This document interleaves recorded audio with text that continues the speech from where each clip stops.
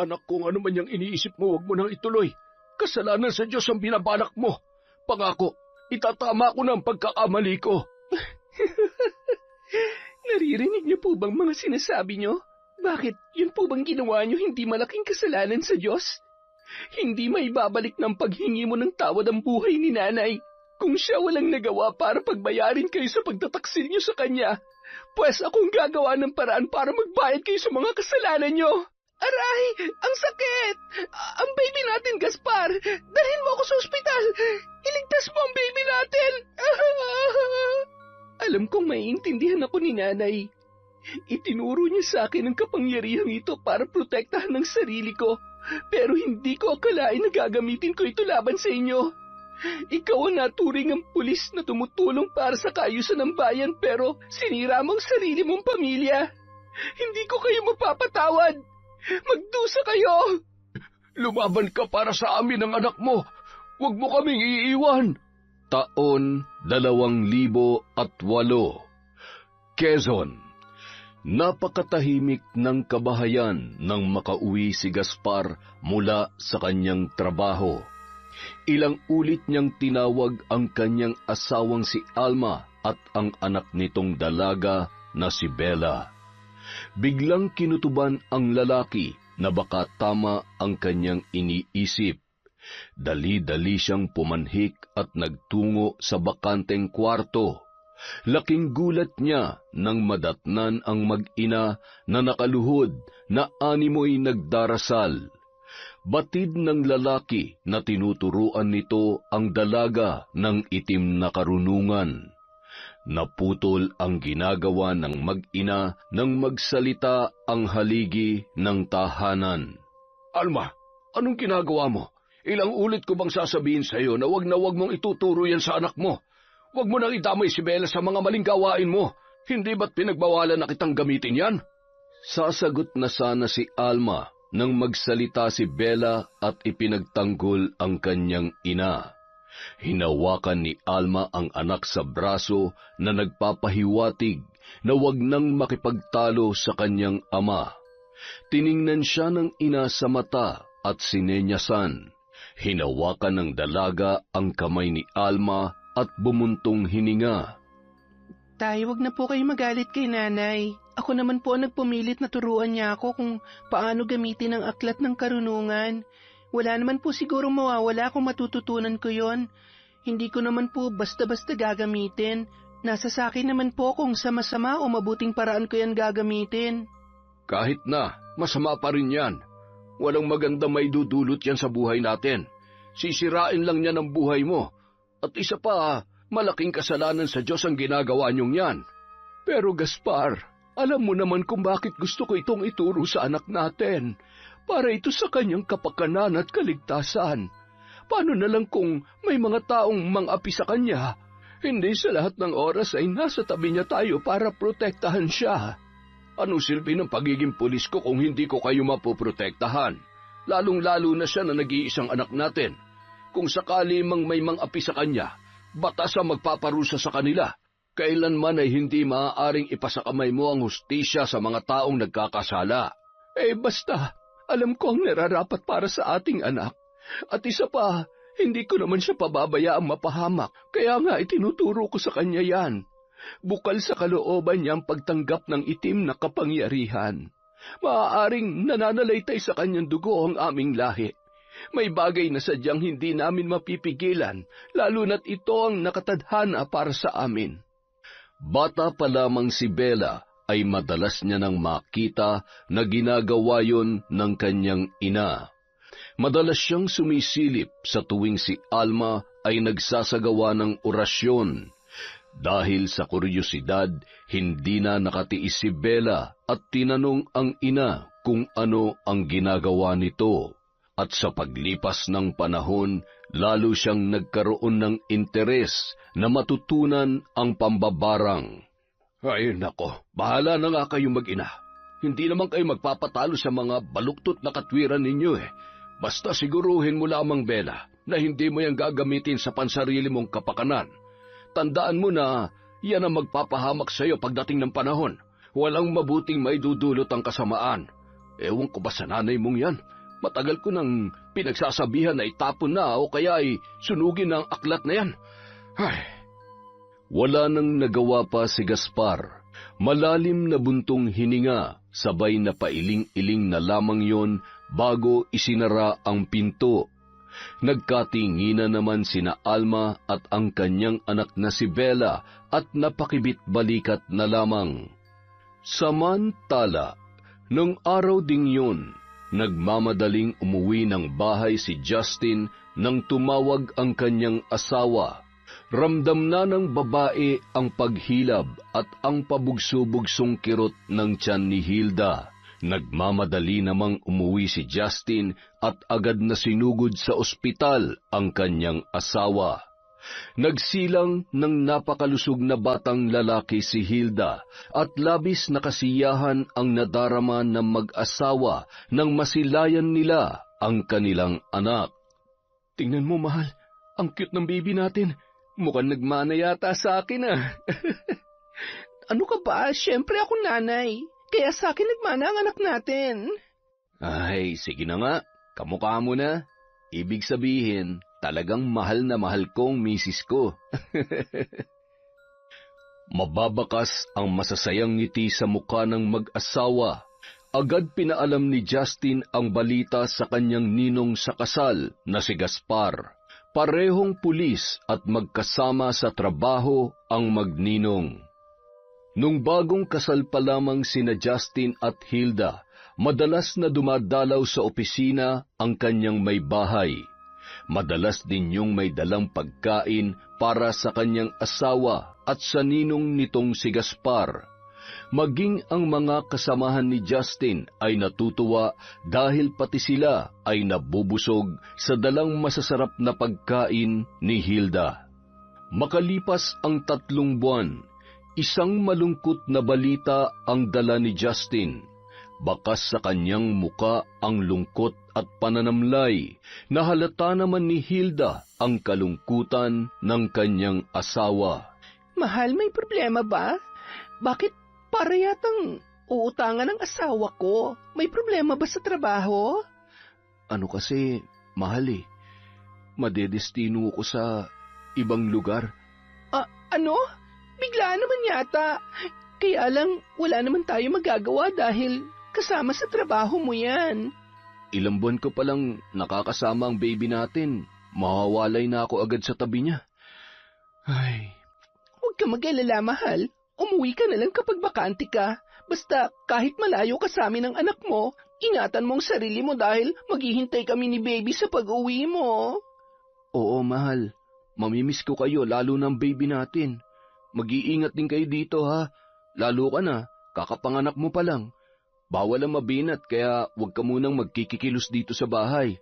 Kukuha ko ng makakatulong mo para hindi ka mag-isa dito, ha? Makalipas ang 1 linggo, papaalis na nun si Justin. Bago ito umalis ay nagpaalam siya sa kanyang mga kasamahan. Ibinili niya ang asawa at anak sa kanyang ninong Gaspar.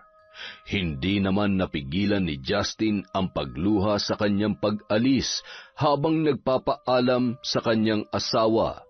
Ganon din naman si Hilda na sa unang pagkakataon ay malalayo sa kanya. Habang mahigpit na magkayakap ang mag-asawa ay hindi nila mapigilan ang mapaiyak. Mag-ingat ka doon, mahal, ha? Mamimiss ka namin ni baby. Sige na, lumakad ka na at baka magbago pang isip ko.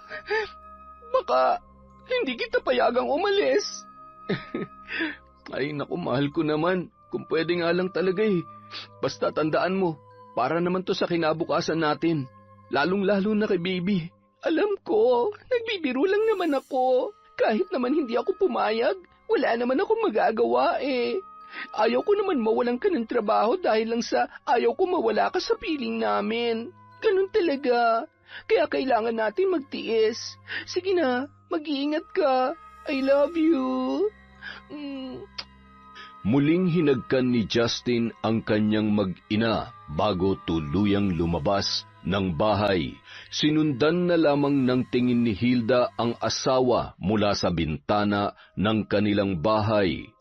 Habang karga ang kanyang anak ay napahagulgul siya na sinabayan naman ng biglang pag-iyak ng bata. Kinabukasan, labis na paninibago ang nararamdaman ni Hilda. Nasanay kasi ito na nagigising siya sa mga halik ng asawa bago ito pumasok sa trabaho. Makalipas ang 2 buwan ay isang magandang balita naman ang ipinarating niya kay Justin. Mahal, kumusta kayo dyan ni baby? Miss na miss ko na kayo. Sobrang sobra. Sa susunod na linggo nga pala makakauwi ako, mahal. Talaga, mahal? Salamat naman sa Diyos kung ganon. Kung alam mo lang kung gaano na kita namimiss at syempre ng anak natin. Basta, mag-iingat ka dyan, ha? Opo, kayo rin, ha? Ikis mo na lang ako sa baby natin, ha? Naging ganoon na ang estado ng relasyon ng dalawa. 1 beses sa 1 buwan kung umuwi ang lalaki. Sa tuwing umuwi ito ay sinusulit nila ang 1 linggong bakasyon. Halos ubusin ni Justin ang oras sa pag-aalaga sa kanyang anak. Tumutulong din siya sa gawaing bahay dahil ayaw niyang magkikilos ang kanyang asawa. Kahit na may katulong sila, hindi inaasa ng dalawa sa katulong ang lahat ng gawaing bahay. Ang bilis naman ng araw. Bukas babalik ka na naman sa trabaho. Ay, kung pwede lang pigilan kong pag-ikot ng oras para matagal-tagal ka naman naming makasama eh. Huwag ka nang malungkot, mahal ko. Isipin mo na lang, sa susunod na araw, paggising mo, andito na naman ako sa tabi nyo. Kung pwede ko nga lang sana kayong isama dun eh. Kaso hindi pwede. Magulo sa lugar na yun. Hayaan mo, mahal. Pag may pagkakataon, makikiusap ako na baka sakaling madestino lang ako sa malapit. Kinagabihan, hindi makatulog si Justin. Pinagmasdan niya na lamang ang kanyang mag-ina hanggang sa dalawin siya ng antok. Magkahalong lungkot at saya ang kanyang nararamdaman nung mga oras na yun. Masaya dahil napakabilis ng panahon, dahil parang kailan lang ang liit-liit pa ng kanilang anak, pero ngayon napakalusog at napakabibo na. Ngunit may lungkot sa kanyang puso dahil hindi niya nasusubaybayan ang paglaki ng kanilang nag-iisang anak. Sana, anak, paglaki mo, maintindihan mo si tatay. Ginagawa ko naman to para sa iyo eh. Lagi mong tatandaan na kahit hindi ko kayo nakakasama araw-araw, mahal na mahal ko kayo. Pag malaki ka na, alagaan mong nanay mo pag wala ako sa tabi niya, ha? Makalipas ang 3 taon, nadestino si Justin sa isang magulong lugar at talamak ang iba't ibang krimen. Hindi niya masabi kay Hilda ang sitwasyon dahil ayaw niyang mag-alala pa ang kanyang asawa. Hindi rin siya basta-basta nakakauwi sa kanyang pamilya. Nangako na lamang ang lalaki na sisikapin niyang umuwi sa 3 kaarawan ng kanyang anak. Isang gabi, bandang 6:00, nakabukas ang pintuan ng bahay ni Hilda. Nakita niya ang anak na lumapit doon at mayroong itinuturo. Para bang may nakikita itong tao. Nilapitan nito ang anak at tinanong, Anak, sino bang nandyan? Biglang kinilabutan ang babae nang paulit-ulit banggitin ng anak ang kanyang ama habang nakaturo ang daliri nito sa may kalayuan. Lalong bumilis ang kabang nararamdaman ng babae nang wala man lang siyang makitang kahit na sinong tao. Niyakap na lamang niya ang kanyang anak at kinarga, sabay isinarado ang pintuan. Ano ka ba naman, anak? Tinatakot mo naman si mama eh.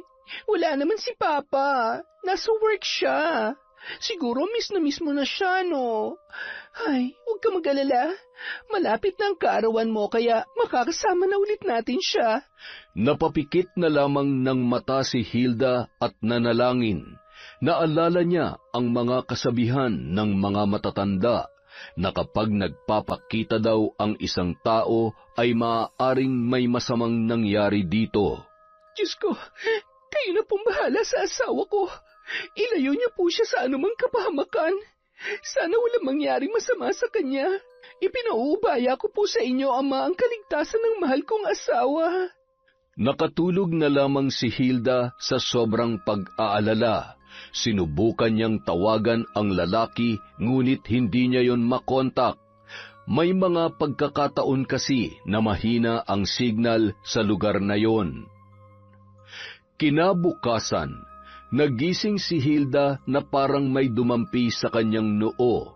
Napabalikwasyon at tinawag ang pangalan ng kanyang asawa. Nang imulat niya ang kanyang mga mata, nang makita niya ang figura ng isang lalaki na nakatalikod at papalabas ng kwarto. Justin, mahal, ikaw ba yan? Akala ko... Hindi na natapos pa ni Hilda ang sasabihin nang wala man lang kahit isang salita na binigkas ang lalaki at bigla na lamang naglaho yon sa kanyang paningin. Nagtataka ang babae dahil hindi niya inaasahan na uuwi ng mga oras na yon ang kanyang asawa. Dahil napag-usapan nila na sa darating pang kaarawan ng kanilang anak, uuwi si Justin. Bumangon at nagmamadaling lumabas si Hilda at siniguro kung may ibang taong pumasok sa loob ng kanilang bahay o namamalikmata lamang siya. Nang mapansin naman ng katulong nila na parang may hinahanap ang babae, nagtaka yun. Aling Letty, nakita niyo po ba si Justin? Ma'am, bakit? Umuwi po ba siya kagabi? Di ba po, nasa trabaho pa po si Sir? Ay, kanina kasi naramdaman ko hinalikan niya ako tapos nakita ko siyang lumabas ng kwarto. Biglang nagtaasan ang mga balahibo ni Aling Letty sa mga sinabing yun ni Hilda. Imposible naman po. Baka namamalikmata o nananaginip lamang kayo. Sa katunayan po, nakalak pa ang pinto, ma'am. Hindi ko pa nga po nabubuksan eh. Pagkagising ko, diretso na ako dito sa kusina, kaya imposibleng. Kaya nga eh. Ewan ko ba? Kinakabahan tuloy ako na hindi ko may paliwanag. Siguro dahil hindi ko man lamang siya nakausap kahapon. Wala na naman sigurong signal doon. Hala, ma'am, hindi kaya may masamang ibig sabihin yon? Sana nga'y nananaginip lamang po kayo. Ay, Diyos ko, huwag naman sana. Para humapanatag kayo, baka may pwede po kayong tawagan na kasamahan o kakilala na nakakaalam ng lagay nila doon. Kinuha ni Hilda ang kanyang cellphone at sinubukan muling tawagan si Justin. Ngunit hindi niya pa rin yon makontak. Nagmamadali namang umakyat si Aling Letty nang marinig na umiiyak ang bata habang paulit-ulit na tinatawag ang kanyang ama. Mas lalong tumindi ang kilabot at pag-aalalang nararamdaman ni Hilda nung mga sandaling yun. Natulala na lamang ang babae habang nakatitig sa kanyang cellphone. Nagulat ito nang biglang may tumawag na hindi pamilyar na numero at nanginginig ang kamay na sinagot yon. Hello? Kayo po ba si Mrs. Hilda Rivera? Opo, ako nga po. Sino po sila? Ako po si SPO1 Agustin, isa sa mga kasama ni Justin Rivera. Mrs., huwag po sana kayong mabibigla sa ibabalita ko tungkol sa asawa nyo. Pabilis ng pabilis ang kabog ng dibdib ni Hilda sa kanyang mga narinig. Mas lalo siyang kinabahan sa maaaring kasunod na sasabihin ng lalaking kanyang kausap. Hello, Mrs., nandyan pa po ba kayo? Opo, nandito pa ako. Ano po ang tungkol sa asawa ko? Kagaya po ng sinabi ko kanina, huwag po kayong mabibigla. Wala na po si Justin. Anong wala na? Ano pong ibig niyong sabihin? Patay na po ang asawa niyo, Mrs. Hindi. Hindi totoo yan. Hindi pwedeng mamatay si Justin. Buhay ang asawa ko. Buhay siya. Justin, mahal ko.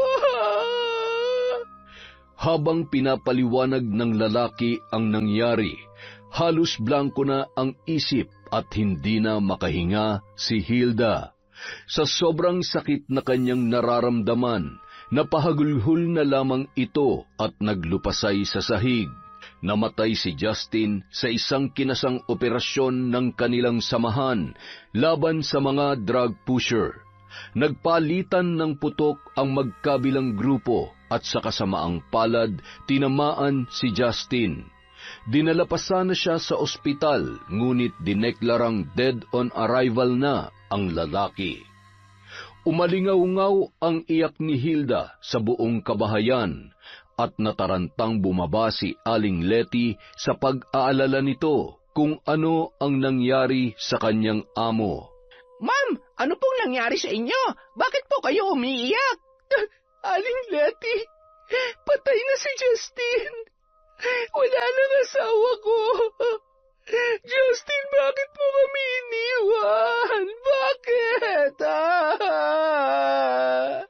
Labis naman ang awa na naramdaman ni Aling Letty para kay Hilda, kaya naman mahigpit niyang niyakap at pilit na pinapakalma yun. Samantala, habang kumakain ng tanghalian sina Gaspar, bigla namang may tumawag sa kanya. Nakarating din sa lalaki ang masamang balita na nangyari sa kanyang inaanak na si Justin. Sa sobrang pagkabigla, nabitawan nito ang hawak na baso, dahilan para mabasag yon. Anong nangyari sa iyo, Gaspar? Sino ba yung kausap mo at ano ang sinabi? Bakit ganyan na lamang ang naging reaksyon mo? Wala na si Justin. Patay na siya. Diyos ko, kawawa naman lalo yung mag-inang naiwan niya. Sus Mariosep, napakabata pa niya. Ano kaya nangyari? Mabuti pa, kumustahin mo yung mag-ina. Agad namang tinawagan ni Gaspar si Hilda para kumustahin. Hindi niya makausap ng maayos ang babae dahil panay ang hikbi nito. Kaya minabuti niyang puntahan na lamang sa bahay bago siya pumasok sa trabaho. Pagkarating ni Gaspar kina Hilda, agad na mahigpit na yakap at paghagulgol ang tinugon ng babae. Ninong, wala nang asawa ko. Hindi ko kaya mabuhay nang wala siya. Paano na kami ng anak ko? Ano ka ba, Hilda? Huwag kang magsalita ng ganyan. Tatagan mo lang ang loob mo. Kailangan mong lakasan ang loob mo para sa anak mo. Huwag kang mag-alala, nandito lamang ako. Kung kailangan mo ng tulong, huwag kang magdalawang isip na lumapit sa akin. Salamat, Ninong. Hindi ko talaga alam kung anong gagawin ko ngayon. Teka, kailan daw may uuwi dito ang bangkay ni Justin? Inaasikaso na daw po. Baka bukas o sa susunod na araw nandito na ang bangkay niya. Hindi ko po alam kung bakit kailangan mangyari ang lahat ng ito. Ang dami-dami niya pang pangarap para sa pamilya namin. Muli na namang humagulhol si Hilda. Hindi naman tumigil sa pagpapalakas ng loob ng babae si Gaspar. Ngunit ilang sandali lamang ay nagpaalam na ang lalaki. Pinilit ni Hilda na pakalmahin ang kanyang sarili habang pinupunasan ang mga luhang pumapatak sa kanyang mga mata. Ngunit sa pag-alis ng kanyang ninong ay muli na naman itong napahagulhol. Makalipas ang ilang araw, naiuwi na ang bangkay ni Justin.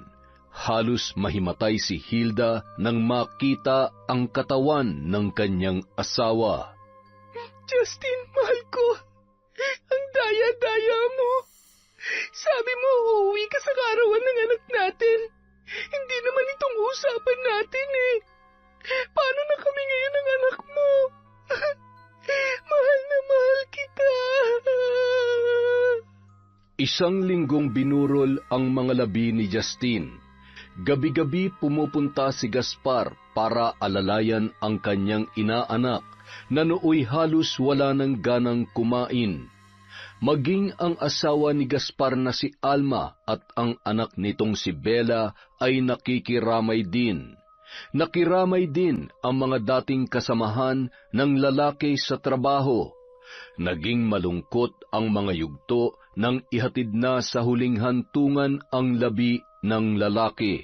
Nawalan pa ng malay si Hilda habang ibinabaon sa hukay ang kanyang asawa. Kawawa naman si Hilda, maagang nabiyuda. Ang bata-bata niya pa naman. Iniwan agad siya ng kanyang asawa. Ay, hindi talaga natin alam kung kailan kukunin ng Diyos ang buhay ng isang tao. Kaya nga, naku, panigurado, mag-aasawa pa yan si Hilda. Maganda at bata pa. Natigil ang pag-uusap ng dalawa nang sawayin sila ng isang matanda. Pinagalitan pa ito dahil sa nagdadalamhati na nga ang babae ay pinag-iisipan pa nila ng kung ano-ano. Natahimik at pabulong pang nagsisihan ang dalawang nagchichismisan. Makalipas ang ilang araw, halos wala pa ring gana si Hilda sa lahat ng bagay. Palagi na lang nakakulong sa kwarto at ayaw kumain. Nadatnan ni Aling Letty na nakahandusay si Hilda sa sahig. Dahil sa pag-aalala ng kasambahay, humingi na ito ng tulong kay Gaspar. Dahil yun lamang ang tanging alam niyang malapit sa babae. Wala nang magulang si Hilda. Nasa malayo ng lugar ang kanyang mga kapatid at may kanya-kanya na ring mga pamilya. Sakto namang papauwi ang lalaki kaya nagmamadali nitong tinungo ang bahay ni Hilda. "Oh, Letty, kumusta si Hilda? Ano ba nangyari?"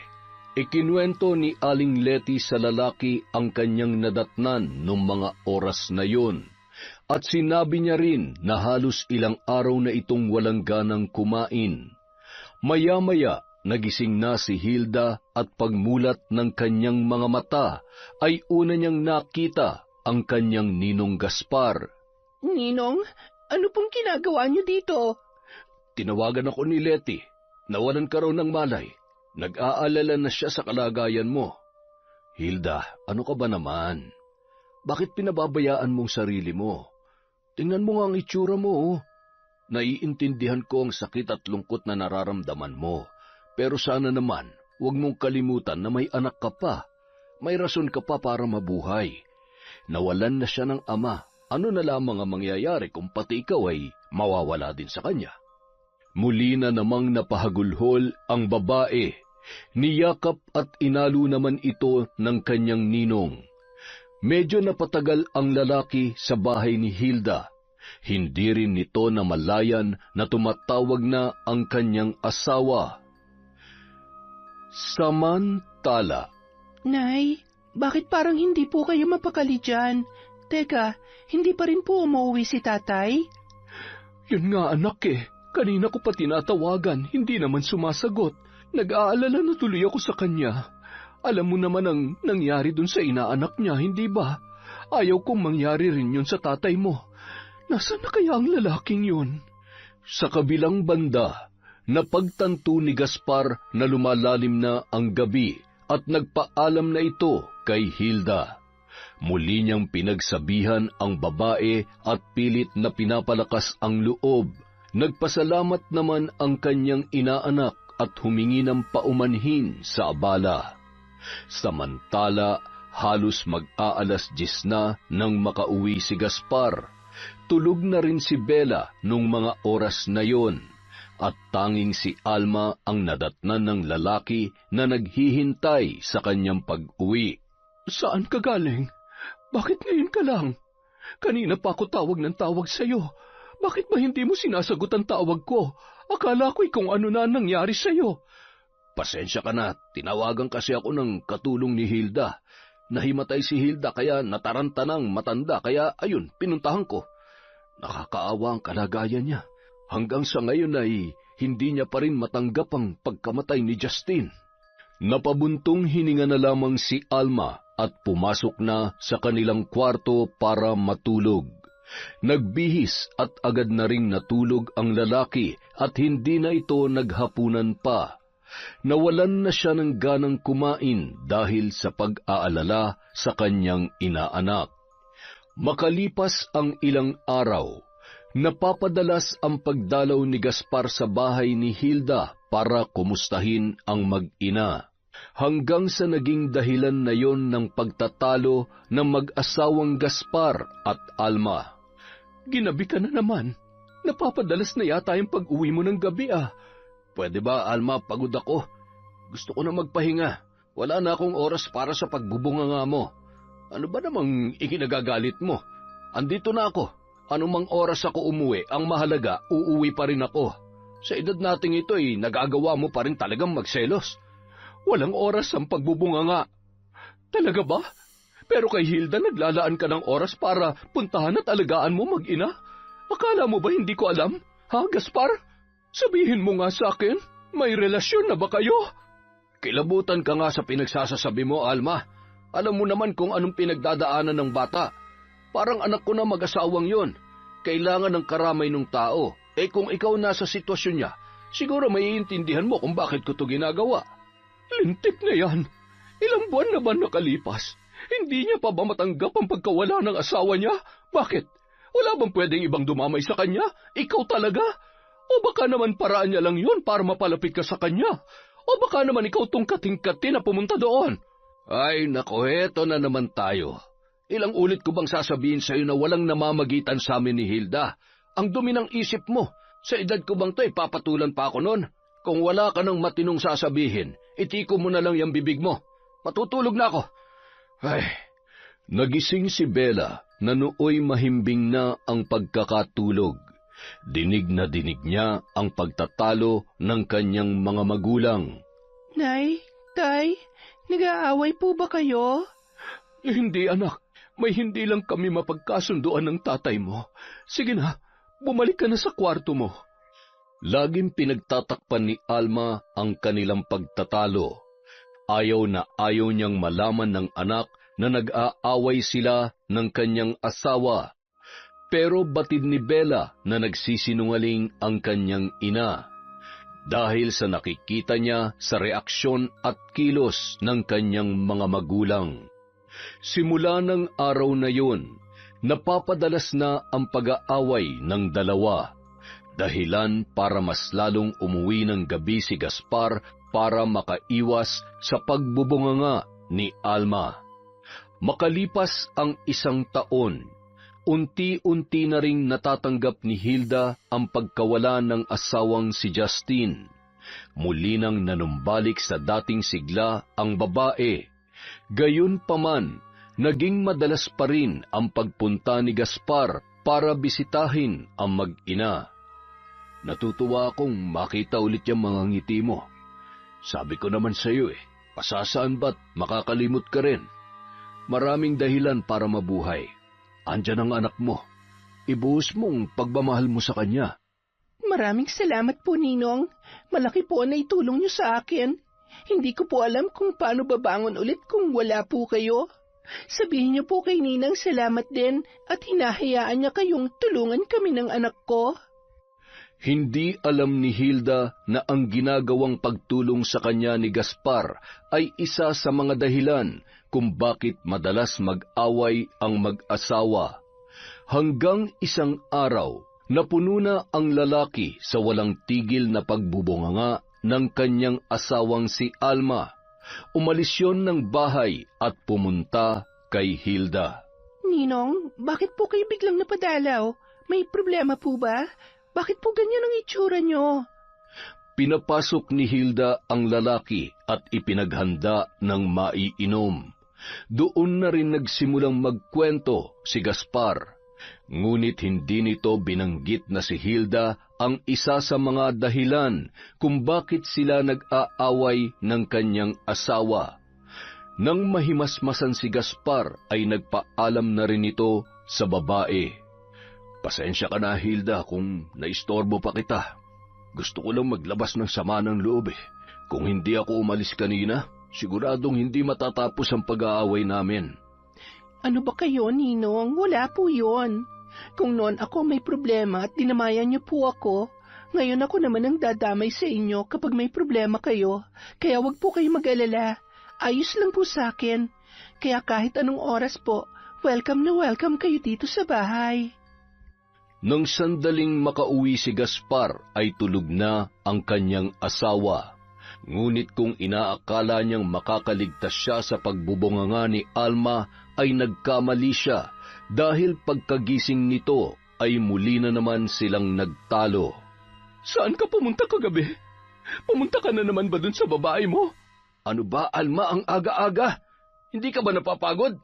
Paulit-ulit na lang at wala na sa lugar yung pagseselos mo.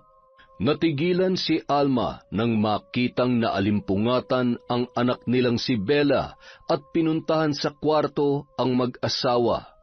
Nagpaalam na lamang si Gaspar sa kanyang anak na papasok na sa trabaho at nagmamadaling nag-asikaso. Hindi po ba kayo mag-aalmusal, Tay? Hindi na, anak. Malilate na ako.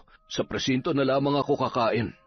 Nagtaka ang dalaga dahil nung mga oras na yon ay napakaaga pa para malate ang kanyang ama sa trabaho.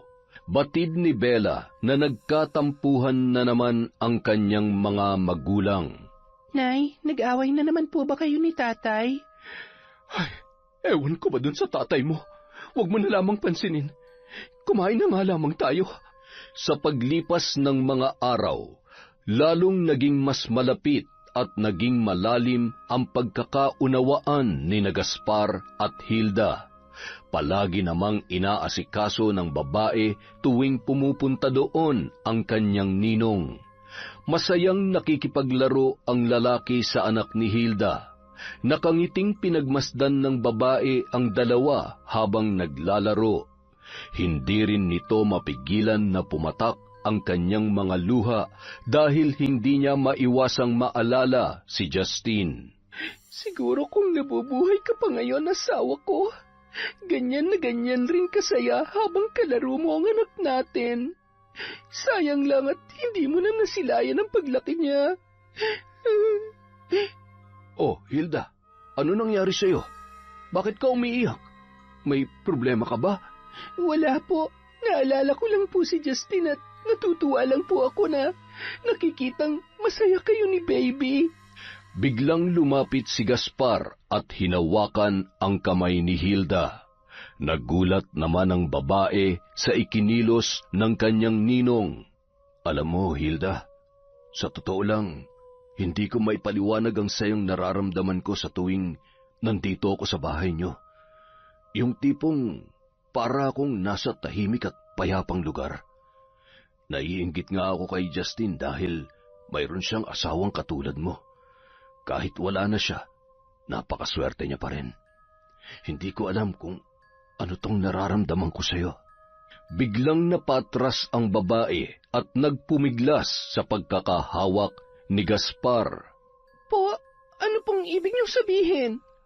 Muling hinawakan ni Gaspar ang mga kamay ng babae at hindi na nagdalawang isip na sabihin ang kanyang nararamdaman para kay Hilda. Alam kong mali ito, pero hindi ko na mapigilan ang sarili ko. Nahuhulog na ang loob ko sa iyo, Hilda. Napapamahal na ako sa iyo, maging sa anak mo. Ho? Anong pinagsasasabi niyo, Ninong? Nababaliw na po ba kayo? May asawa po kayo at... Alam ko, siguro nga nababaliw na ako sa iyo. Hindi mo ako masisisi kung bakit nahulog ang loob ko sa iyo. Hindi na ako masaya sa asawa ko. Yung sayang gusto ko ay sa iyo ko nahahanap. Ikaw ang nagpapasaya sa akin, Hilda. Kayo ng anak mo. Hindi makagalaw si Hilda dahil sa kanyang mga narinig. Binitiwan lamang ni Gaspar ang kamay nito nang dumating si Aling Letty galing sa pamamalengke. Nagpaalam na ang lalaki na aalis na. Walang tugon si Hilda dahil sa pagkabigla nito sa mga pangyayari nung mga oras na yon. Makalipas ang 1 linggo, hindi nagparamdam si Gaspar. Hindi muna pumupunta sa bahay ni Hilda ang lalaki. Iniisip niya kasi na baka naggalit sa kanya ang kanyang inaanak dahil sa kanyang pag-amin. Hanggang isang araw. Ano ba tong nararamdaman ko? Bakit parang namimiss ko ang lalaking yon? Bakit hindi siya mawala sa isip ko at pati yung mga sinabi niya? Mali to, Hilda. Hindi pwede mangyari ang iniisip mo. Kamamatay lamang ng asawa mo't mas lalong hindi pwede dahil may asawang lalaking yon. At isa pa, para mo na rin siyang ama. Ninong mo siya, pero naguguluhan ako. Gulong-gulo ang isip ni Hilda dahil sa kanyang nararamdaman. Pero isa lamang ang gusto niyang mangyari. Gusto niyang makita ang kanyang ninong Gaspar. Palagi siyang nakaabang sa labas kung may darating na lalaki. Ngunit bigo ang babae. Gusto niyang subukang tawagan, ngunit nag-aalangan siya na baka ang asawa nitong si Alma ang makasagot. Hinayaan niya na lamang na lumipas ang mga araw, baka sakaling mawala at magbago ang kanyang nararamdaman. Ngunit habang tumatagal ay mas lalo pang tumitindi ang kanyang pananabik na makita si Gaspar. Samantala, nung araw ding yun ay nagkaroon ng matinding pag-aaway ang mag-asawang Gaspar at Alma. Sa sobrang galit ng lalaki ay minabuti nitong umalis na lamang ng bahay at magpakalasing. Lintik na buhay to. Araw-araw na lang. Rinding-rindi na ako sa bunganga ng babaeng yon. Napakagulo na ng buhay ko. Kung hindi lang alang-alang sa anak namin ay matagal ko na siyang hiniwalayan. Nang malasing ang lalaki, sa halip na sa kanilang bahay umuwi, ay dumiretso ito sa bahay ni Hilda.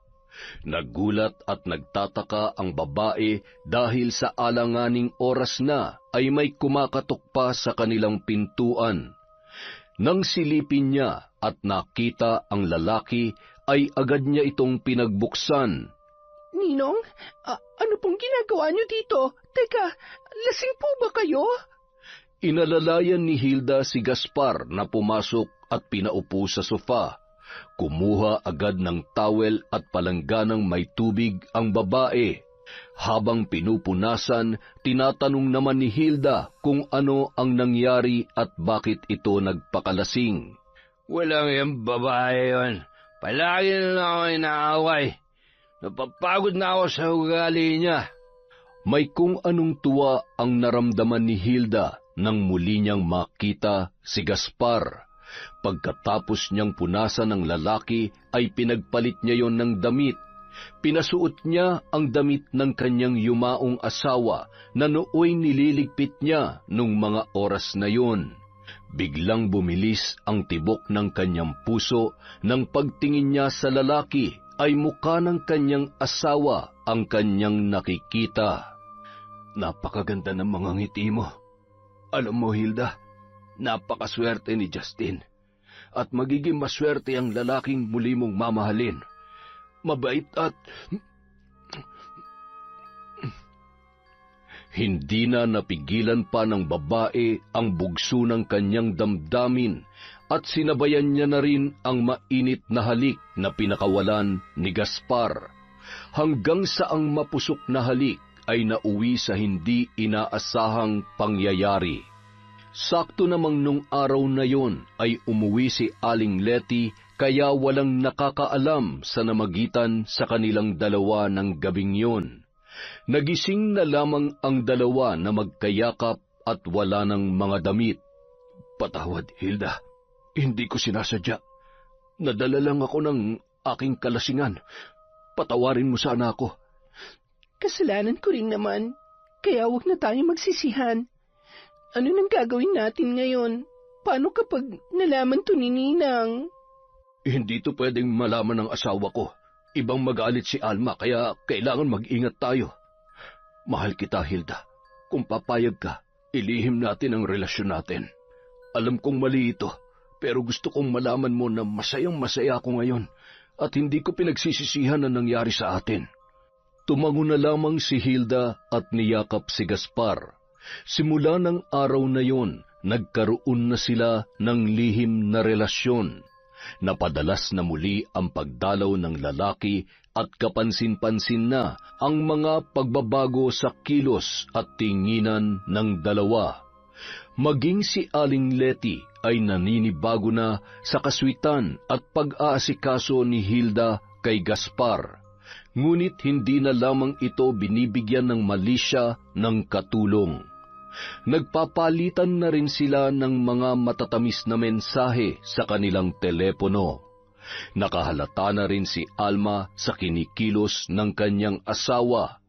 Palaging hawak ni Gaspar ang kanyang cellphone at minsan nahuhuli pa niya na nakangiti ito habang binabasa ang mensahe sa kanyang cellphone.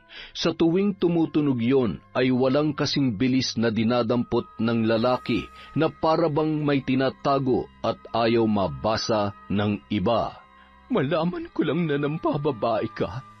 Malilintikan talaga sa akin yung babae mo. Makalipas ang 2 buwan, hindi muna madalas dumalaw si Gaspar sa bahay ni Hilda dahil naghihinala na si Alma sa kanyang asawa. Minabuti muna ng lalaki na lumayo upang mawala ang pagdududa ni Alma. Samantala, Ano nangyayari sa akin? Bakit ako nahihilo? At, ano bang nakain ko? biglang kinabahan si Hilda lalo na't ilang buwan na siyang hindi pa rin dinadatnan ng kanyang buwanang dalaw. Hindi mawala sa isip niya na posibleng nagdadalang tao na siya. Upang makasiguro, bumili siya ng pregnancy test at hindi nga siya nagkamali sa kanyang hinala. Hindi pwede to. Hindi ako pwedeng mabuntis. Anong gagawin ko? Kailangan itong malaman ni Gaspar. Nag-alala si Hilda kung paano niya sasabihin kay Gaspar ang kanyang pagbubuntis. Dahil halos ilang araw na ring hindi nagpapakita sa kanya ang lalaki. At kahit text ay hindi ito nagpaparamdam. Hindi rin niya naman pwedeng puntahan sa opisina dahil malalaman ng mga katrabaho nito ang kanilang relasyon. Nagpalakad-lakad at hindi mapakali ang babae. Hindi nito malaman kung ano ang kanyang gagawin. Mas lalong hindi niya pwedeng puntahan sa bahay ang lalaki dahil mabubuko sila ng kanyang ninang na si Alma. Diyos ko, ano ba tong pinasok kong gulo? Kapag nalaman ng asawa ni Gaspar ang tungkol sa amin, baka mapatay ako ni Ninang. Ang tanga-tanga mo talaga, Hilda. Matanda na nga yung pinatulan mo, may asawa pa. Ninong mo pa. Kinabukasan, buo na ang desisyon ni Hilda na tawagan si Gaspar. Nagbabaka sakali siya na sagutin ng lalaki ang kanyang tawag. Ito na lamang ang tanging paraan para ipaalam kay Gaspar ang kanyang pagdadalang tao. Nung mga oras ding yon ay naliligo si Gaspar at naiwan ang cellphone sa may kama. Sakto namang nandoon si Alma na nagliligpit ng higaan. Narinig ng babae na tumunog ang cellphone ng kanyang asawa. Ayaw niya sanang pakialaman, ngunit bigla siyang kinutuban ng masama. Habang naliligo ang lalaki ay dahan-dahan niyang dinampot ang cellphone at pinindot yon. Hello? Mabuti naman at sinagot mong tawag ko. Bakit pa hindi mo ako pinupuntahan? May dapat kang malaman. Buntis ako. Anong gagawin natin? Nanginginig ang mga kamay ni Alma habang pinapakinggan ang boses ng babae. Natitiyak niya na kilala niya ang babaeng tumatawag. Bigla niya yung ibinaba nang lumabas sa banyo ang kanyang asawa. Bakit mo pinakikialaman ang cellphone ko? Akin na yan. Hayop ka! Sinasabi ko na nga ba, may babae ka! Walang hiya ka talaga! Ano bang pinagsasasabi mo? Magsisinungaling ka pa? Tumawag lang naman ang kabit mo para sabihin na nagdadalang tao siya. Hayop ka! Binuntis mo pa talaga! Sa dinami-daming babae, si Hilda pa talaga. Inaanak mo pa sa kasal ang inanakan mo. Ang bababoy ninyo. Dinig na dinig ni Hilda sa kabilang linya ang pagtatalo ng mag-asawa.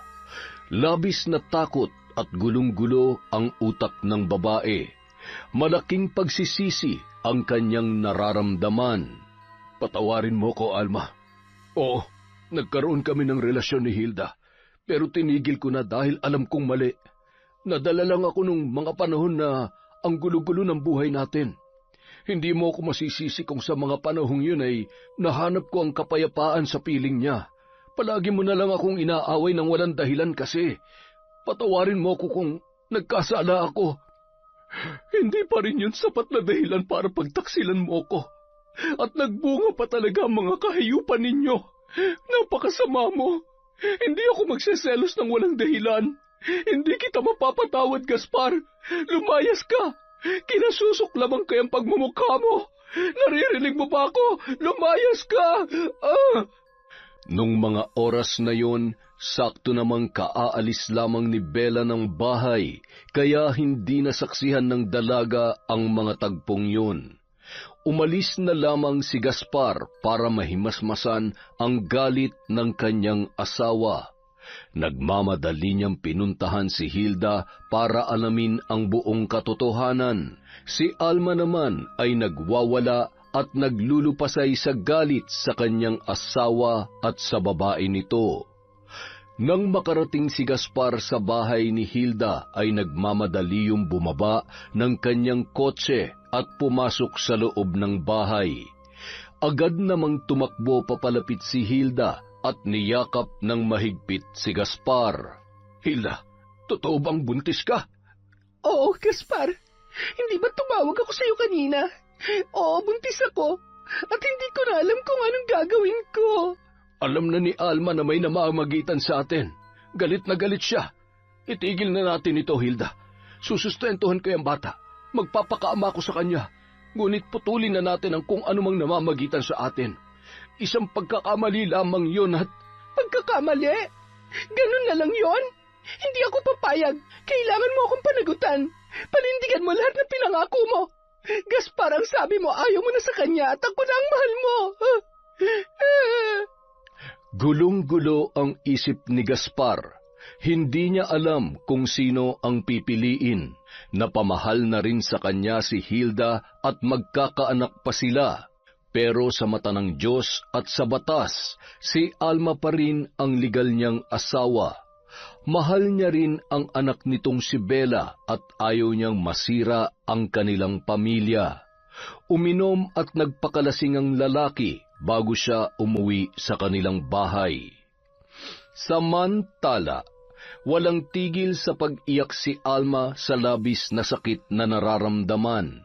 Nagkulong sa kwarto buong maghapon. Hawak noon ang isang botelya na may lamang mga tableta. Minahal kita ng sobra, Gaspar. Pero bakit mo nagawa sa akin ito? Alam kong marami akong pagkukulang sa'yo, pero hindi yun sapat na dahilan para pagtaksilan mo ako. Ayoko na.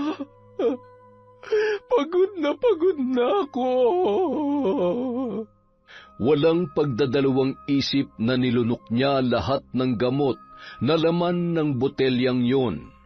Makalipas ang 3 oras, nagpasyang umuwi si Gaspar sa bahay nang bigla siyang kinabahan. Pagpasok sa kwarto ay nakita niya ang nakahandusay na asawa na bumubula ang bibig at wala ng buhay. Ha? Alma, asawa ko. Bakit mo ginawa to? Patawarin mo ako. Patawarin mo ako sa mga kasalanan ko, Alma. Patawad! Nung mga oras na yon, kararating din lamang ni Bella at mula sa baba ay dinig na dinig niya ang pagpalahaw ng kanyang ama mula sa pangalawang palapag ng kanilang bahay. Dali-dali itong pumanhik sa itaas kung saan nagmumula ang ingay. Nanlaki ang mga mata ng dalaga at napatakip ng bibig nang makita na nakahandusay ang ina sa sahig habang yakap-yakap yon ng kanyang ama. Tay, ano pong nangyayari? Ano pong nangyari sa nanay ko? Nay, gumising ka! Nay, imulat mo mga mata mo! Kausapin mo ako! Nanay ko! Bakit niya ginawa to? Anong ginawa mo sa kanya, Tay? Bakit siya nagpakamatay? Bakit? Sa takot na kamuhian si Gaspar ng kanyang anak na si Bella, mas pinili niyang wag sabihin ang dahilan kung bakit nagawang magpakamatay ni Alma. Hindi ko alam, anak. Nadatnan ko na lang siya na wala ng buhay. Hindi ko alam kung ano man ang mabigat na problemang kanyang dinadala. Patawarin mo ko, anak. Hindi ko naprotektahan ng nanay mo. Nung mga sandaling yon, magulo ang utak at hindi niya alam kung dapat niya bang paniwalaan ang sinasabi ng kanyang ama, lalo na't minsan niya nang nakitang umiiyak ang kanyang ina at nararamdaman niya na may problema ang mga yon na hindi sinasabi sa kanya. Makalipas ang 1 linggo, nailibing na ang bangkay ni Alma. Nang malaman ni Hilda ang nangyari sa babae, magkahalong tuwa at lungkot ang kanyang naramdaman. Lungkot dahil hindi niya naman ginusto na umabot sa ganoon. Tuwa dahil wala na siyang kahati sa buhay ni Gaspar. Patawad, Ninang, pero ikaw na mismong gumawa ng paraan para masolo ko si Ninong. Mas pinili mo maging mahina kaysa lumaban. Samantala, habang nililigpit ni Bella ang mga gamit ng kanyang yumaong ina, nakita niya ang nakaipit na sulat sa damit nito. Bumuhos ang luha ng dalaga habang binabasa ang sulat na yun. Doon niya nalaman ang dahilan kung bakit nagpakamatay ang kanyang pinakamamahal na ina na si Alma. Mas lalong nakaramdam ng galit ang dalaga dahil nagsinungaling sa kanya si Gaspar. Nagmamadaling pumunta si Bella sa bahay ni Hilda para kumprontahin ang babae. Hindi niya inaasahan na madarat nandoon ang kanyang ama. Kaya naman mas lalong sumidhi ang galit ng dalaga. Bella, anong ginagawa mo dito? Napakasama mo, Tay. Ngayon alam ko na ang lahat. Ang kakapal ng mukha nyo. Paano mo ito nagawa kay nanay? Pinaniwala mo ako na wala kang alam sa pagkamatay niya. Para ano? Para pagtakpan niyang kataksilan niyo ng babae mo. At ikaw naman, ang landi-landi mo. Ilang taon pa lang na namatay ang asawa mo, lumandi ka na kaagad. Wala ka na ba makitang iba at ang tatay ko pa talaga? Nakakadiri kayo. Ang dumi-dumi niyo. Bitiwan mo ako. Aray ko, Gaspar, ano ba? Tulungan mo ako. Hindi naman magkanda-ugaga sa pag-awat si Gaspar. Sa noon ay galit na galit niyang anak. Bella, tama na. Maawa ka sa ate Hilda mo. Buntis siya. Baka mapano ang bata sa sinapupunan niya. Talagang masasaktan kang babae ka. Kulang pa yan sa sakit na binigay mo sa nanay ko. Dapat ikaw na lang ang namatay, hindi ang nanay ko. Salot! Natigil lamang ang pananakit ni Bella kay Hilda nang tuluyan na itong naawat ni Gaspar. Halos manginig ang buong kalamnan ng dalaga sa sobrang galit na nararamdaman. Bella, anak, patawarin mo ang tatay. Hindi ko sinasadya na masaktan ang nanay mo. Nagsisisi ako sa ginawa ko. Sana'y mapatawad mo ko, pati na ang ate Hilda mo. Itong tandaan nyo. Magbabayad kayo sa kasalanan nyo kay nanay. Hindi ko kayo mapapatawad. Lalong-lalo ka na, Tay. At ikaw babae ka. Humanda ka sa akin. Hindi pa tayo tapos. Babalikan kita. Biglang kinilabutan si Gaspar sa mga tinuran ng anak niyang si Bella. Batid nito ang nais gawin ng dalaga. Papaalis na sana si Bella nang hinabol siya ng kanyang tatay para kausapin. Anak, kung ano man yung iniisip mo, huwag mo nang ituloy. Kasalanan sa Diyos ang binabalak mo. Pangako, itatama ko na ang mga pagkakamali ko.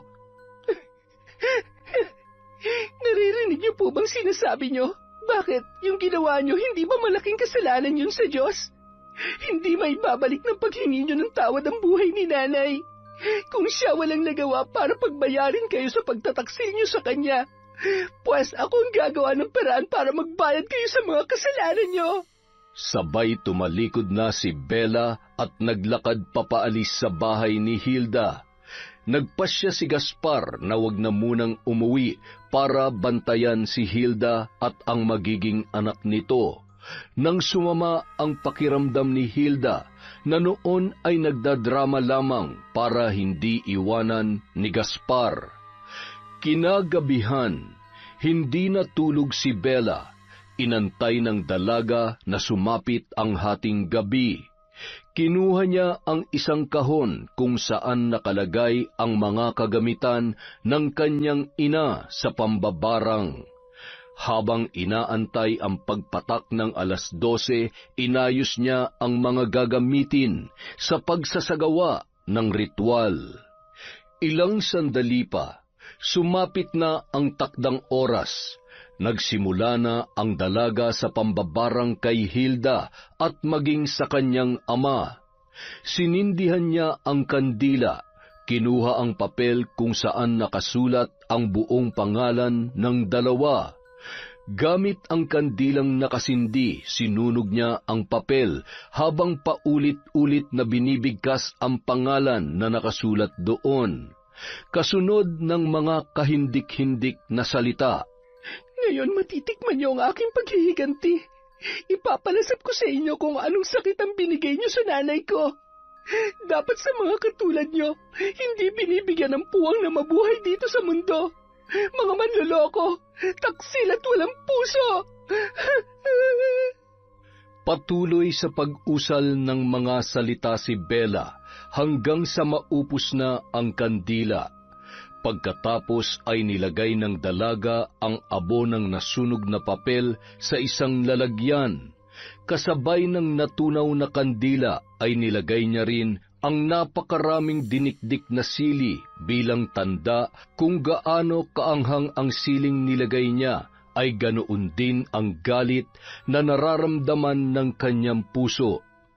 Nang makumpleto niya na ang sangkap, nilagay niya ito sa pulang tela. Nagtungo ang dalaga sa likod na bahagi ng kanilang bahay para ilibing sa lupa ang nasabing tela. Ngayon natapos ko na ang orasyon. Magpakasaya na kayo sa nalalabing araw niyo sa mundong ito. Dahil unti-unti nang nasusunog ang mga kaluluwa niyo sa impyerno, kasing lalim ng sumpang mga binitawan ko ang hukay na naghihintay sa inyo. Samantala, bandang 3:00 na ng madaling araw, bigla na lang sumigaw si Hilda sa sobrang sakit ng kanyang tiyan. Napabalikwas si Gaspar nang magulat sa pagsigaw ng babae. Maging ang katulong nitong si Letty ay nagising din. Hilda, ano nangyari sa'yo? Diyos ko, may dugo na umaagos sa mga binti mo. Aray, ang sakit! Ang baby natin, Gaspar! Dalhin mo ako sa ospital! Iligtas mo ang baby natin! Nagmamadaling dinala ni Gaspar sa ospital si Hilda. Mabuti na lamang agad na naagapan at hindi nawala ang baby. Ang buong akala ng lalaki ay dahil lang yon sa nangyari kahapon. Hindi rin nagtagal, nakalabas din kaagad ng ospital ang babae. Kinagabihan, muli na namang sumakit ang tiyan ni Hilda. Halos mamilipit ito dahil sa kanyang nararamdaman. Gayon din si Gaspar, hindi niya maunawaan kung ano ang nangyayari sa kanya. Parang pinapaso ang kanyang buong katawan dahil sa sobrang init. May kung ano-ano namang mga butlig ang tumutubo sa katawan ni Hilda. Nagsusuka ito ng malapot na likido at napakalansa ng amoy. Ano nangyayari sa akin? Tulong! Gaspar, tulungan mo ako! Teka, bakit? Si Bella. Binabarang tayo ni Bella. Ano? Barang? Ano bang pinagsasasabi mo? Pumunta na tayo sa ospital. Hindi ko na kaya. Ang sakit. Sa kabilang banda, walang tigil sa pag-usal ng orasyon si Bella. Umaalingaw-ngaw sa buong silid ang kahindik-hindik na halakhak ng dalaga. Para na itong sinapian ng malakas at masamang espiritu.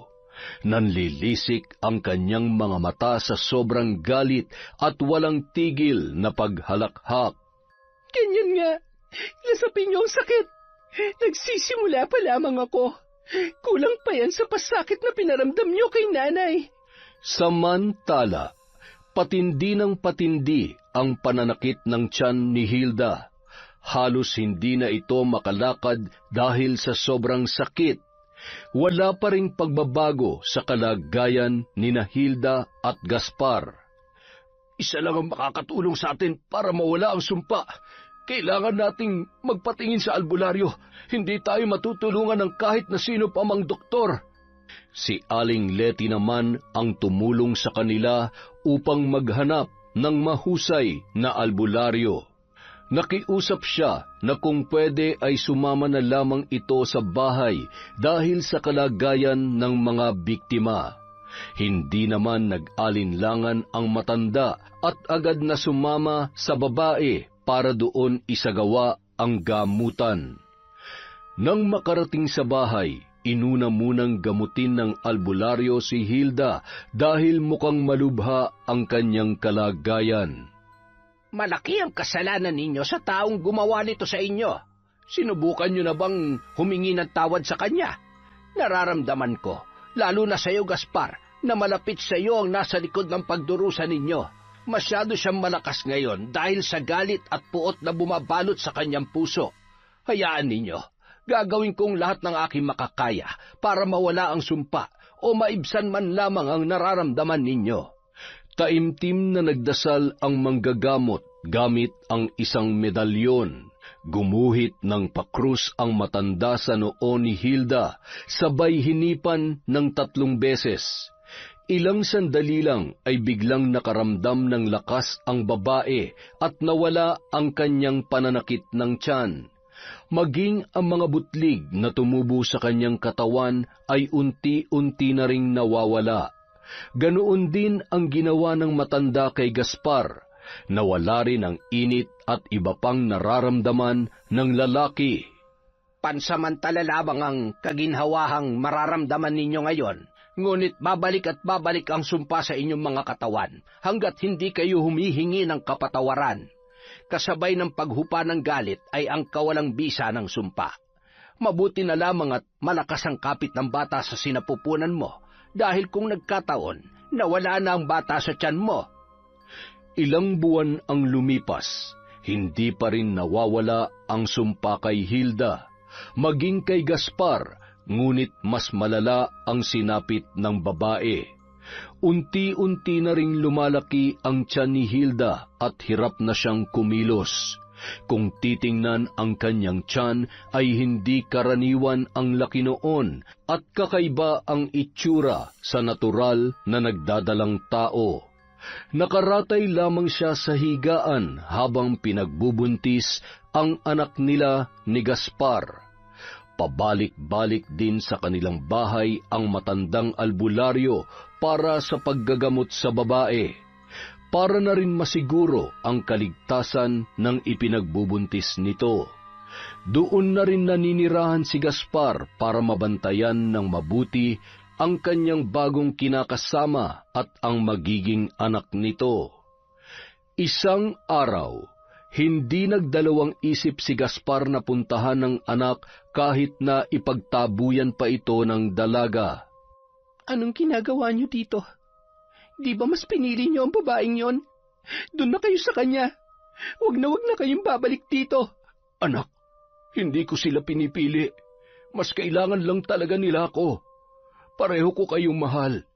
Bella, anak, nakikiusap ako. Alam kong ikaw ang gumagawa nito sa amin. Itigil mo na ang pambabarang mo. Patawarin mo na kami ng ate Hilda mo. Kung nabubuhay ang nanay mo, tiyak na hindi niya ito gugustuhin. Alam kong maiintindihan ako ni nanay. Itinuro niya sa akin ang kapangyarihang ito para protektahan ang sarili ko, pero hindi ko akalain na gagamitin ko ito laban sa inyo. Ikaw na naturingang pulis na tumutulong para sa kaayusan ng bayan, pero sarili mong pamilya sinira mo. Hindi ko kayo mapapatawad. Magdusa kayo. Kapag nagpumilit pa kayo, pwede namang ipaalam ko sa lahat ang katotohanan para mawalan na kayo ng trabaho. Ako na lang ang parusahan mo. Huwag mo nang idamay ang ate Hilda mo, lalo na magiging kapatid mo. Maawa ka sa kanila. Handa kong pagbayaran ang mga kasalanan ko. Huwag mong hayaan na lamunin ng galit ang puso mo, anak. Alam ko nasasaktan ka lang. Alam kong may natitira ka pang awa dyan sa puso mo. Umaasa ako na balang araw, mapapatawad mo pa rin ako. Mahal na mahal kita, anak. Tumalikod at pumasok na lamang ng kwarto si Bella at wala nang kahit ano pang sinabi. Umalis na bigo si Gaspar sa kanyang paghingi ng tawad sa anak. Sukdulan ang galit na nararamdaman ng dalaga. Napahagulhol pa yon habang yakap ang larawan ng kanyang nanay Alma. Nay, miss na miss ko na po kayo. Huwag po kayo mag-alala. Hindi ako titigil hanggat hindi nagbabayad ang mga taong nagkasala sa inyo. Ipaghihiganti kita, Nay. Samantala, patuloy na lumalaban ang anak ni Hilda sa kanyang sinapupunan. Kahit hinang-hina ang babae at nanlalambot na ang kanyang katawan, nagkasugat-sugat na rin ang likod ng babae dahil palagi na lang itong nakahiga. Halos hindi na nito maigalaw ang kanyang katawan. Sa tulong ng pinapainom na mga halamang gamot ng albularyo, malakas ang sanggol sa sinapupunan ni Hilda. Isang tunay na anghel ang anak mo, Hilda. Dahil isang himala na sa kabila ng iyong kalagayan, nananatiling malusog at lumalaban ang bata. Kaya huwag kang mawalan ng pag-asa. Kagaya ng anak mo, lumaban ka para sa kanya. Magtiwala ka sa Poong lumikha. May awa siya at ang lahat ng pinagdadaanan niyo ngayon ay mayroong hangganan. Sana lamang ay natuto na kayo sa mga pagkakamali ninyong nagawa na naging ugat ng lahat ng mga kamalasan at pasakit sa inyong buhay. Sumapit na ang araw ng panganganak ni Hilda. Ipinahanda ng matanda kay Gaspar ang mga gagamitin. Kahit na medyo hirap kumilos ang lalaki, ay ginawa niya ang utos ng matandang albularyo na may kaalaman din sa pagpapaanak. Makalipas ang ilang oras, isang iyak ng sanggol ang umalingaw-ngaw sa buong kabahayan. Ngunit pagkatapos mailuwal ni Hilda ang bata, ay nandilim ang kanyang paningin at nahirapan na siyang huminga. Kasabay ng napakalakas na pag-agos ng dugo, mula sa pinagdaanan ng bata ay may kasama yung mga insekto at nangisay ang babae. Pagbuga ng dugo ay nanlisik na ang mga mata noon. Nang tumigil sa pangingisay ay bahagya pang dumilat yon at ibinuka ang bibig na animoy may gustong sabihin. Iha, lumaban ka. Huwag kang bibitaw. Manalangin ka. Lumaban ka para sa amin ang anak mo. Huwag mo kami iiwan. Ikaw na ang bahala sa anak natin. Patawad, Bella.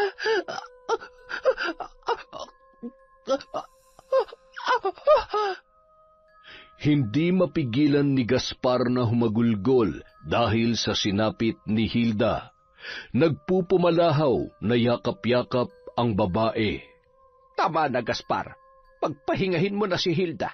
Saksi ako sa paghihirap na dinanas niya. Kaya ito na siguro ang mas makabubuti. Tuluyan na siyang nakawala sa pagdurusa niya. Ikaw na lang ang magpalakas para sa anak mo. Magpakatatag ka. Malalampasan mo rin ang lahat ng ito. Kinagabihan, mahimbing na natutulog si Bella nang bigla siyang dalawin ng isang nakakakilabot na panaginip. Nakita niya ang nakakaawang itsura ni Hilda na pilit na humihingi ng tawad. Napasigaw ang dalaga nang makita niyang unti-unting naaagnas ang katawan ng babae at naglaho na parang bula. Nagising siya na naliligo ng pawis ang buo niyang katawan. Anong klaseng panaginip yon? Binabagabag na ba ako ng aking konsensya? Hindi. Tama lang yun sa kanya. Buhay ng nanay ko ang kinuha nila, kaya buhay rin ang kapalit. Hindi na makatulog si Bella nung mga oras na yun. Hindi mawaglit sa kanyang isip ang masamang panaginip. Inabot na siya ng umaga pero hindi na siya dinalaw pa ng antok. Hanggang sa napabalikwas na lamang siya sa higaan nang marinig ang tinig ng isang lalaki at agad siyang lumabas ng kwarto. Tay? Bella, anak, wala na ang ate Hilda mo. Patay na siya. Sana maging masaya ka dahil nagtagumpay ka sa paghihiganti mo. Anak, itigil mo na ito.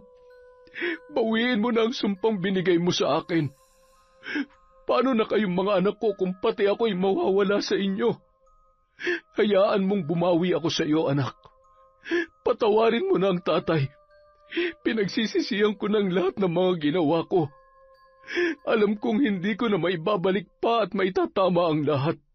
Alang-alang sa kapatid mo, pakiusap. Patawarin mo na si tatay. Mangilid-ngilid ang luha ni Bella dahil sa kanyang mga narinig, lalo na nang malaman niya ang pagkamatay ni Hilda. Ang buong akala niya ay magiging masaya siya kapag namatay na ang babae, pero bakit parang iba ang kanyang nararamdaman? Salungat sa sinasabi ng kanyang isip ang nararamdaman ng kanyang puso, at lalo lamang siyang nakonsensya nang nanikluhod na ang kanyang ama at nagpumalahaw yon. Hindi nagtagal, tuluyan niya nang binawi ang sumpa na ibinigay niya sa kanyang ama. Hindi pa man niya tuluyang napapatawad yon, pero binigyan niya na ng pagkakataon na bumawi sa kanila. Naawa rin kasi siya sa dalawang bata na naiwan ni Hilda, kahit pa naaalala niya ang mga nangyari sa tuwing nakikita niya ang mga yun. Maraming salamat, anak. Naniniwala ako na mayroon pa rin kabutihan dyan sa puso mo. Kaya hindi ako nawala ng pag-asa na darating ang araw na ito. Anak, alam kong hindi mo pa ako tuluyang napapatawad, pero hindi porket binawi ko na ang sumpa ay pinatawad ko na kayo. Hindi ko lang makalimutan na tatay ko pa rin kayo. Andito pa rin sa puso ko ang sakit na ginawa ninyo. Hindi yun basta-basta mabubura kahit ano pang gawin ninyo. Alam ko, anak, hindi madaling patawarin ang nagawa ko. Pero maraming salamat at binigyan mo ko ng pagkakataon na bumawi sa iyo. Handa ako maghintay na dumating ang araw na tuluyan mo na akong mapatawad. Muling bumalik sa bahay si Gaspar, kasama ang anak nila ni Hilda at maging ang panganay na anak na babae. Pantay-pantay ang pagtrato nito sa kanyang mga anak, lalong-lalo na kay Bella, na patuloy pa rin siya na bumabawi dito. Isinama rin ng lalaki si Aling Letty bilang tagapagbantay ng mga bata. Saksi ang ginang sa lahat na nangyari sa kanilang buhay at naiintindihan noon kung saan nagmumula ang galit na nararamdaman ni Bella. Makalipas ang ilang linggo, muli na ring bumalik sa trabaho si Gaspar para matustusan ang mga pangangailangan ng kanyang mga anak. Kumalat din ang balita sa kanyang trabaho tungkol sa nangyari sa kanya.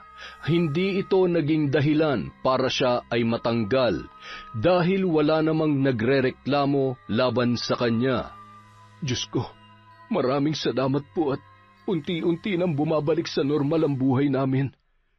Patawarin niyo rin po ako sa mga kasalanan ko. Isang araw, habang nasa trabaho si Gaspar, naiwan sa kanilang katulong ang mga bata, habang si Bella ay nagpapahinga sa sala dahil masama ang kanyang pakiramdam.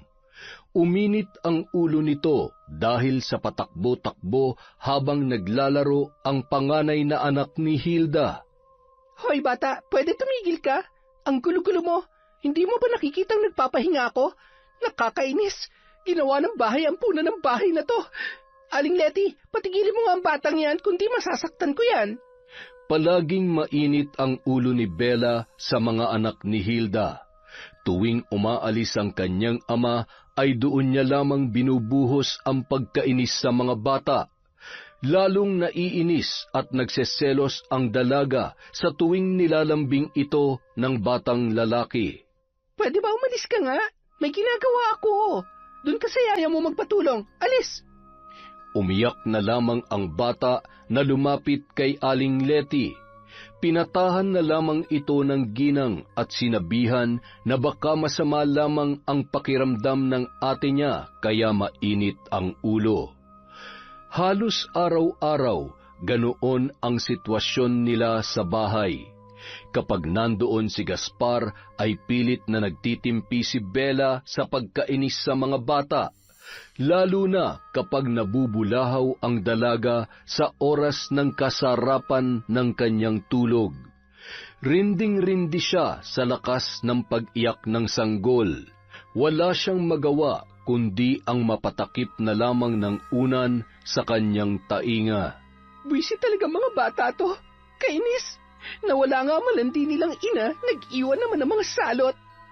Makalipas ang 2 araw, habang abala si Bella sa pagbe-bake ng cake para sa kanyang kaibigan nang hindi sinasadya, nasagi ng bolang nilalaro ng bata ang ginagawa nito, dahilan para masira yun. Buwisit ka talagang bata ka. Wala ka na talagang gagawin kundi sirain ang araw ko, no? Halika nga dito. Gusto mo talagang makatikim sa akin, ha? Pinagpapalo ni Bella sa puwet ang bata hanggang sa umiyak yun ng umiyak. Hindi tinigilan ng dalaga ang bata sa pagpalo at nakita yon ni Aling Letty, kaya agad niyang inawat si Bella. Sakto namang dumating si Gaspar at nakitang umiiyak ang kanyang anak. Anong nangyayari dito? Yung batang yan, malaking salot sa buhay ko. Simula nang dumating yan sa bahay na to, puro na lamang gulong ginagawa. Tingnan niyo kung anong ginawa ng batang yan, sira ng cake na ginagawa ko. Anak, alam mo naman na bata pa siya. Hindi niya pa alam ang ginagawa niya. Pagpasensyahan mo na lang. Pagsabihan mo, huwag mo sasaktan. Yan, kaya lumalaki ang ulo dahil palagi niyo na lang kinukonsinte. Malamang paglaki katulad ng iba dyan, hindi alam kung anong tama at mali. Ay! Napabuntong hininga na lamang si Gaspar sa inasal ng kanyang panganay na anak. Ibang-iba na ang dalaga simula nang mamatay ang kanyang ina. Ramdam pa rin niya ang galit sa puso nito at hindi niya naman masisiyon dahil sa napakalaking pagkakamali na kanyang nagawa. Ano pa kaya ang pwede kong gawin para mapatawad na ako ng anak ko? Kailan kaya babalik ang dating Bella? Sana dumating pa ang araw na magbago pa ang lahat. Miss na miss ko ng mabait, malambing, at mapagmahal kong anak. Kinaumagahan, inutusan ni Bella si Aling Letty na lumabas at bumili ng kanyang mga gagamitin sa paggawa ng cake. Sakto namang mahimbing na natutulog ang sanggol at ang batang lalaki naman ay naglalaro. Hindi na ito masyadong naglilikot pag andyan ang ate Bella niya dahil natatakot siya na baka saktan na naman siya ng dalaga. Kaya kampante ang ginang na iwan saglit ang kanyang mga alaga. Ilang minuto pa lang ang nakakalipas nang makaalis ang ginang nang biglang umiyak ang sanggol. Hindi ito inintindi ni Bella, hinayaan niya lamang yung umiyak. Ngunit hindi yun tumigil at mas lalong lumakas pa ang pag-iyak ng bata. Iritang-irita at napilitan ng dalaga na patahanin ang sanggol. Binigyan niya ng gatas, ngunit ayaw dumede ng kanyang kapatid. Aling Letty, nasaan na kayo? Anong gagawin ko? Hindi naman ako marunong mag-alaga ng bata. Aling Letty, dumating ka na, please. Ay, ano ba kasing gusto mo? Natataranta na si Bella dahil halos mamutla na ang sanggol sa kakaiyak. Sinubukan niyang buhatin ang bata, May kung anong naramdaman ang dalaga nang biglang tumigil sa pag-iyak ang sanggol. Nang titigan niya ito, ay ngumiti ang bata at sa unang pagkakataon ay nakita niya ang napakaamo nitong muka. Parang may kumirot sa puso ng dalaga. Hindi niya maipaliwanag ang kanyang nararamdaman nung mga oras na yon. Sa isang iglap, nawala ang galit niya at napuno ng pagmamahal ang kanyang puso. Masayang hinehele ng dalaga ang sanggol nang madatnan siya ni Aling Letty. Bit-bit ang mga pinamili nito. Maluha-luha pa yun sa tuwa na makita sa ganoong kalagayan ang dalaga. Nagmamadali niyang nilapag ang mga pinamili sa lamesa at naghugas ng kamay at kinuha ang bata kay Bella. Aling Letty, iyak siya ng iyak kanina kaya kinarga ko. Tapos, alam niyo ba, bigla siyang tumahan, tapos ngumiti sa akin. Alam niyo po, kamukha ko siya ng baby ako. Huwag ka nang iiyak ha, hindi pa tuloy ako natatapos sa ginagawa ko. Ikaw kasi Ay, ang cute-cute mo naman. Iha, mas maganda ka kapag ngumingiti. Alam mo, mas magaan ang buhay kapag pinalaya mo ang sarili mo sa lungkot at galit. Nasaktan lang po ako.